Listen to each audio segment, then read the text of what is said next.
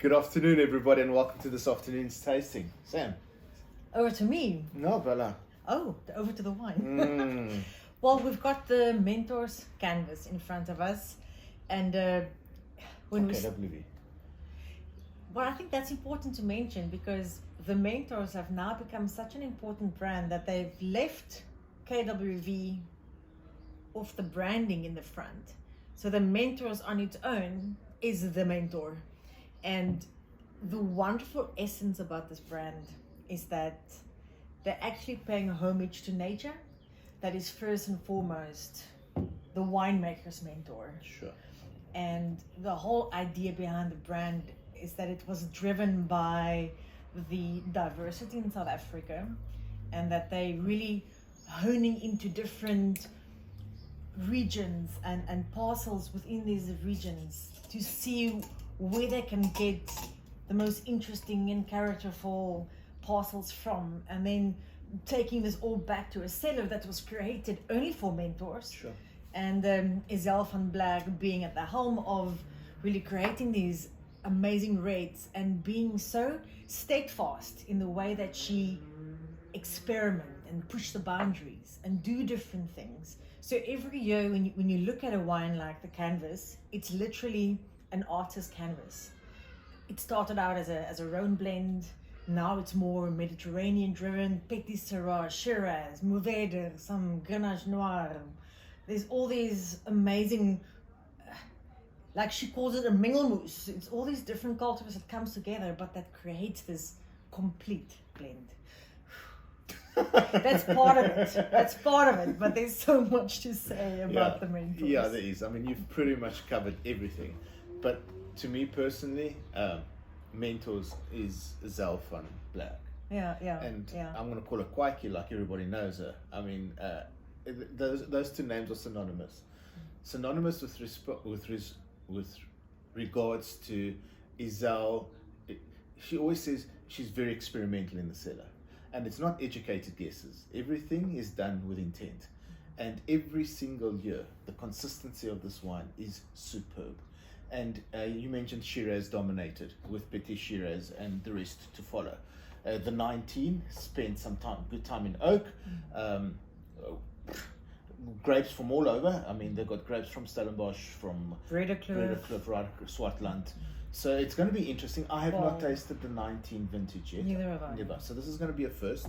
I already feel like congratulating Kwaiki because I know what's going to wait. But yeah.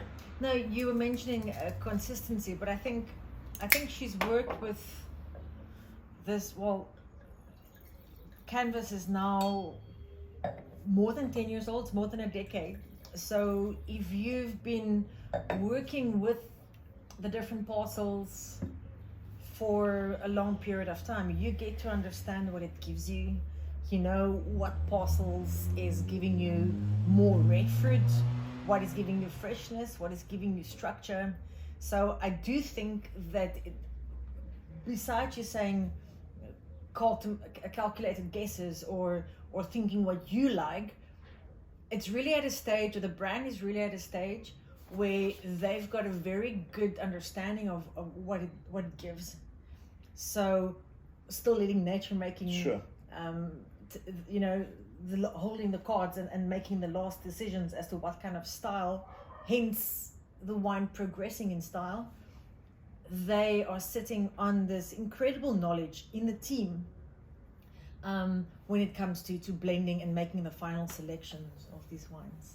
So it's not something it comes over a period. Sure. And now, it really deserves the title of being a mentor. Sure. And well, let's taste the wine. Okay. Good idea. So I mean, showing youth on the color. So you got the dark ruby red color with absolutely zero tinge of any brownness.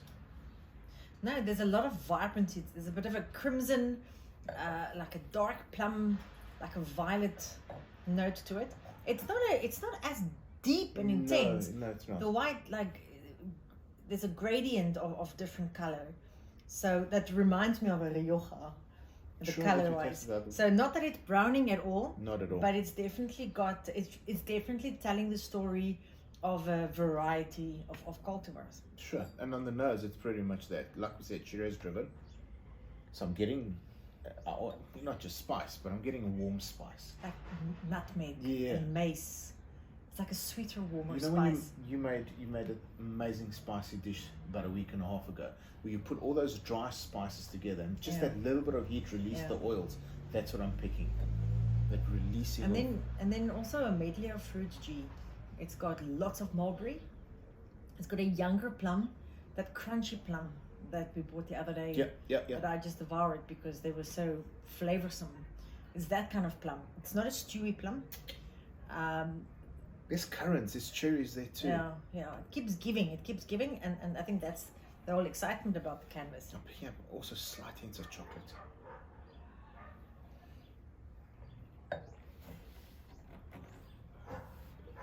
Right, if you doubted the nose, it's confirmed on the palate. Right, so it's got that unbelievably elegant Shiraz palate. From the word go, tip, fruit driven, loads of fruit. And then you get those soft tannins that start showing in the middle of the palate. And the wine lingers. It's still going with a very, very freshness to it. Stop the muggies, eh? Okay, I'll put this back on. No muggies. So yeah, it's a baby, 19. I think this wine's meant to peak probably in the next 18 to 24 months, which should be very exciting to see what happens, how it's going to change. And it would be lovely to taste this wine within the next 5 to 8 years. No, I agree completely. What I love about it is that it's got this abundance of fruit, and when you taste it, it's almost there you see the salinity, or you see the savory note, a slight salty, kind of a charcuterie, that charcuterie yellow fat. It's got a definitely more of a savory tone. So the wine really goes through different stages of showing different things, and it's not where a lot of South African wines that source from all these different regions will probably give you a plasher kind of mouthfeel, where this has got a lot of structure. The structure lies, in my opinion, both in the way the oak was cleverly used, but a lot of it lies in the acidity and the varietal character that adds a lot of fruit tannin and a lot of other structural components. And undoubtedly, a food wine with all these different characteristics of these varietals on the palate. I mean, this is a sommelier's dream to pair this, because it just opens up the pantry with so many different flavors that you can put on your plate. And this wine will work extremely well. You know, when Chef Maynard sent me his recipe of that pasta rice, what's it called in Italian? I'm putting you on the spot. Okay, swallow your wine. I thought the dish. I thought the I thought the dish would be a little bit too timid, but you can see how this wine will kind of meddle itself around anything, because it's got a very fine structure. It's not a monster. It's really stilted on high yields, eh? Sure. And I wish I could see Kwaiki one day in high yields. But but this is what the wine represents to me. It's an elegant, classy, and sophisticated wine, and well done, Isel and the team at KWV for creating this range and sharing it with us. Yeah, thank you for the opportunity to share it with us, and looking forward to this wine within the next 2 to 3 hours. I think it's going to open up so nicely.